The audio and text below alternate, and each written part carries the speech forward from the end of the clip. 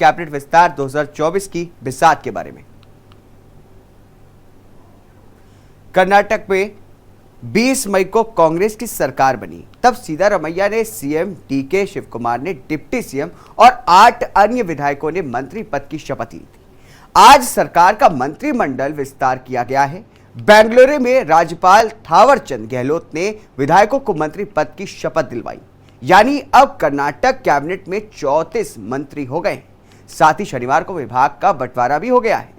CM Siddaramaiah ने अपने पास वित्त विभाग रखा है, जबकि डिप्टी सीएम डीके शिवकुमार को सिंचाई और बेंगलुरु सिटी डेवलपमेंट विभाग मिला है।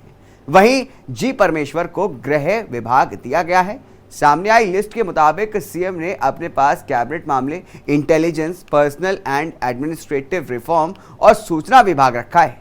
एसएच के पोर्टल को law and order, law and parliament के अफेयर्स, के मुनियप्पा को फूड एंड सिविल सप्लाई और कंज्यूमर अफेयर दिया गया है।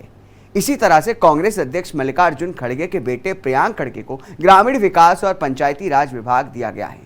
सिद्धारमैया सरकार ने अपने कैबिनेट विस्तार में 2024 की बिसात भी बिछा दी है। देखिए हमारी रिपोर्ट।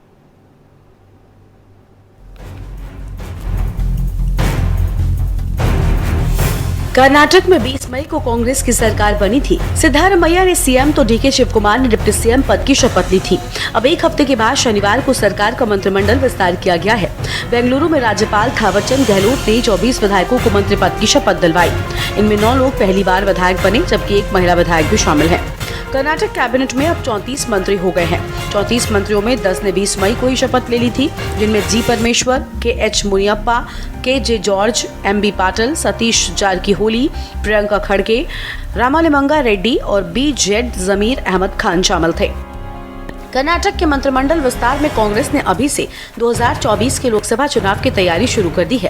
कांग्रेस हाईकमान की ओर से जारी किए गए नामों में जातीय समीकरणों से लेकर क्षेत्रीय पसंद का ख्याल रखने से स्पष्ट है कि कांग्रेस का गेम प्लान केवल कर्नाटक में सीमित नहीं है।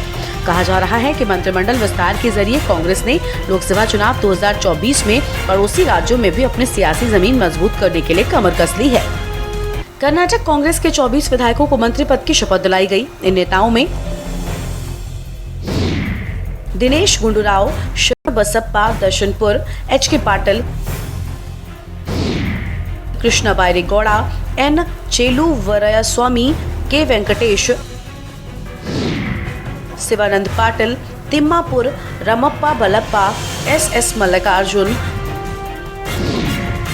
तंगदगी शिवराज संगप्पा, डॉक्टर HC महदेवप्पा, ईश्वर खड़गे,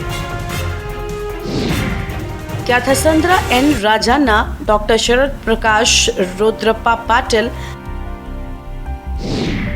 संतोष एस्लाड, NS बोसराजू, सुरेश BS, मधु बंगारप्पा, डॉक्टर MC सुधाकर, मंकल वैद्य, लक्ष्मी R हेब्बालकर, रहीम खान, D सुधाकर और B नागेंद्र शामिल हैं। कर्नाटक में सिद्धारमैया सरकार के पहले मंत्रिमंडल विस्तार का शपथ ग्रहण समारोह का मौका था, तो 2024 का किला फतह करने वाली सोच भी दिखी। लोकसभा चुनाव 2024 में बीजेपी को चारों खाने चित्त करने के लिए जाति धर्म के सियासी नफा नुकसान को अभी से आंका जा रहा है।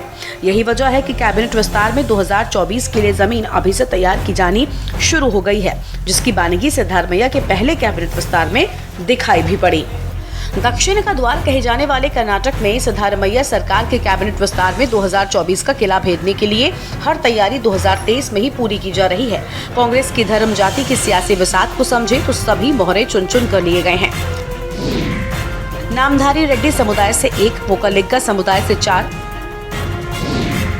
अनुसूचित जाति से 1, बंजिगा भीड़ शैव लिंगायत समुदाय से 1, अनुसूचित जनजाति से 2, ब्राह्मण समुदाय से 1, रेड्डी लिंगायत समुदाय से 1, पंचमशाली लिंगायत समुदाय से 2, अनुसूचित जाति लेफ्ट से 1, सदर लिंगायत समुदाय से 1, अनुसूचित जाति भोवी समुदाय से 1, आदि बनजिगा लिंगायत समुदाय से 1, मोगावीरा पिछड़ा वर्ग से 1, मुस्लिम समुदाय से 1, जैन समुदाय से 1, मराठा पिछड़ा वर्ग से 1, राजू पिछड़ा वर्ग से 1, कुरुबा पिछड़ा वर्ग से 1, एडिगा से 1 मंत्री बनाया गया है। मंत्रिमंडल में सबसे ज्यादा ओल्ड मैसूर और कल्याण कर्नाटक क्षेत्र से बनाए गए हैं। यहाँ से 7 विधायकों को कैबिनेट में जगह मिली है। इसके बाद कित्तूर कर्नाटक क्षेत्र से 6 और मध्य कर्नाटक से 2 विधायकों को मंत्री बनाया गया है। कैबिनेट विस्तार में विधायकों को उचित सम्मान देने के साथ साथ जाति और क्षेत्रवार प्रतिनिधित्व देकर संतुलन बनाया गया है। कर्नाटक के मंत्रिमंडल विस्तार में कांग्रेस ने अभी से 2024 के लोकसभा चुनाव की तैयारी शुरू कर दी है। कांग्रेस हाईकमान की ओर से जारी किए गए नामों में जातीय समीकरणों से लेकर क्षेत्रीय पसंद का ख्याल रखने से स्पष्ट है कि कांग्रेस का गेम प्लान केवल कर्नाटक तक सीमित नहीं है। कहा जाता है कि मंत्रिमंडल विस्तार के जरिए कांग्रेस ने लोकसभा चुनाव 2024 में पड़ोसी राज्यों में भी अपनी सियासी जमीन मजबूत करने के लिए कमर कस ली है। कर्नाटक कैबिनेट में कांग्रेस ने जातीय और क्षेत्रीय समीकरणों को साधने की पूरी कोशिश की, लेकिन कैबिनेट में महिलाओं और मुसलमानों को सिर्फ प्रतीकात्मक भागीदारी मिली है, वो भी ऐसे समय में जब राहुल गांधी आबादी के हिसाब से हिस्सेदारी देने की मांग को लेकर मुहिम छेड़े हुए हैं।